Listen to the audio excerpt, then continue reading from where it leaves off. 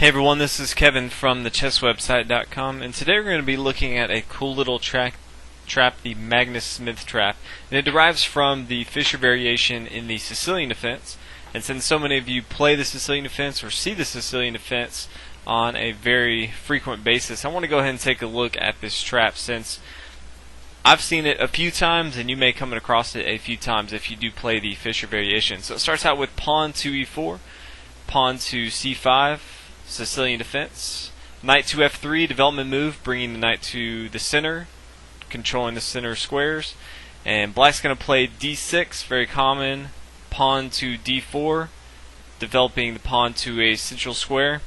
Black's going to take, we're going to recapture with our knight. Black's going to develop his knight to f6, central control, at the same time attacking our pawn on e4.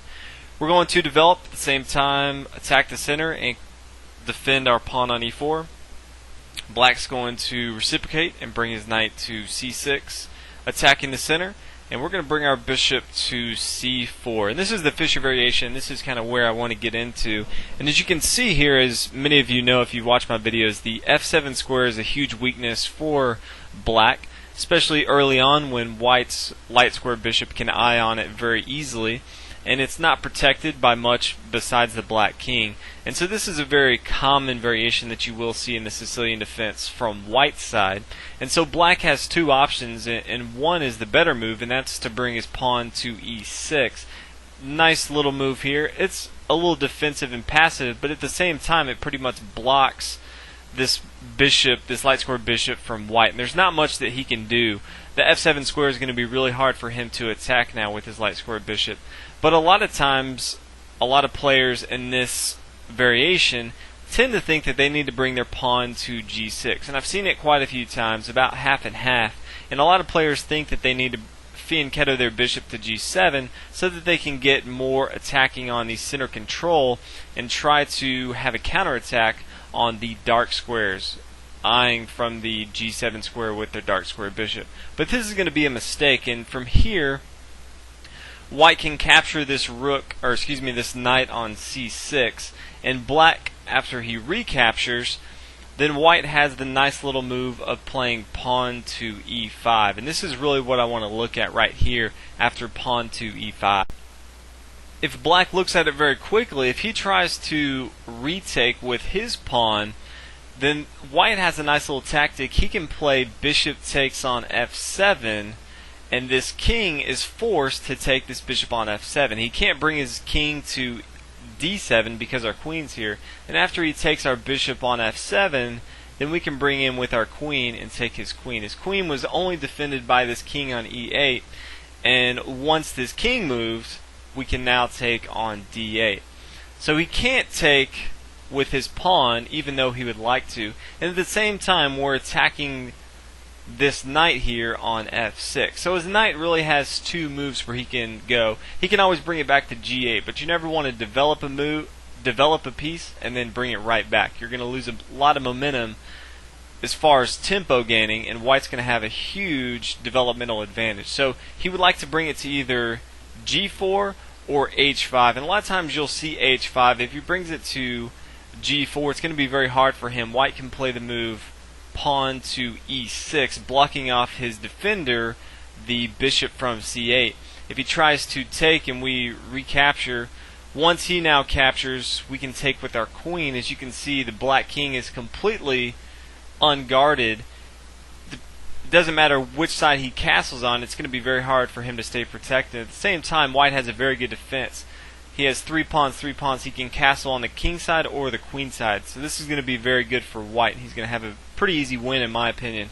So from here, a lot of times, instead of knight to g4, you'll see knight to h5. And from here, Bobby Fischer recommends, and since Bobby Fischer says it, it must be true, queen to f3. And this is a very important move because you're putting another attacker on this f7 square, which is, again, a very important weakness that black has. And from here, a lot of times black has two moves. He really needs to block off one of these attackers, and he can do this by one of two ways. He can bring his pawn to d5, or he can bring his pawn to e6. The easiest way is to block off this bishop that's also an attacker along with this queen on f3, eyeing down on the f7 square. So let's go ahead and take a look at the first one. If he moves pawn to d5, then we can take with our knight. Again, we can sacrifice because we have such a huge attack against black. And from here, there's not much that black can do here. We can get our bishop involved if we have to, but once we take here, if he takes with his pawn, we can take with our bishop and we have a queen defending it, and it's going to be really hard for black to defend all the attacks that we have. If instead, if he plays e6, now we can bring our pawn and start to attack his knight on h5. And again, there's really only one move he can play now. He can't bring it to f6 because we'll take it with our pawn. He's going to bring it back to g7. As you can already see, this is a very passive move. He really wants to bring his dark square bishop to g7 and get it active, attacking the dark squares along this long diagonal, attacking the center.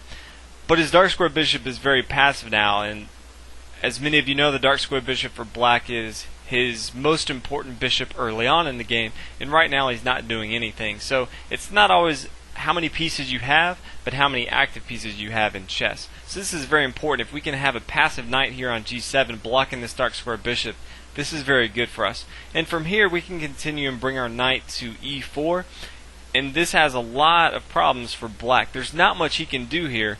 Again, we're attacking this pawn on d6. We're also attacking this square on f6 that would check the king. He would be forced to move. He couldn't take with his queen because of our pawn here. And if his king gets out in the open, it's going to be a very easy game. We can just start to attack. We can castle on the queen side and add another rook attacker on the d file. It's going to be very hard for black not to lose right away. If black has a last ditch effort and tries to bring his queen down to a5, as you can see right now, he's attacking our king on e1 at the same time attacking our pawn. We can now just develop our bishop to d2, and if he does take, this will be another mistake, we can bring our bishop to c3, and his queen is trapped. His queen's going to be playing on the sidelines, and white's going to go on to a very easy game. So as you can see, it's really complicated for white to find any good play here. And I've tried to play it on black side, and I couldn't find a very easy way to come up with a draw, much less a win. So I really feel like white has a very easy game from here, especially depending on where black moves. A lot of times black makes an easy mistake early on and you can win very easily. But if he does play correct, a lot of times he is very passive in his defense, and a lot of times you can pick it apart one by one.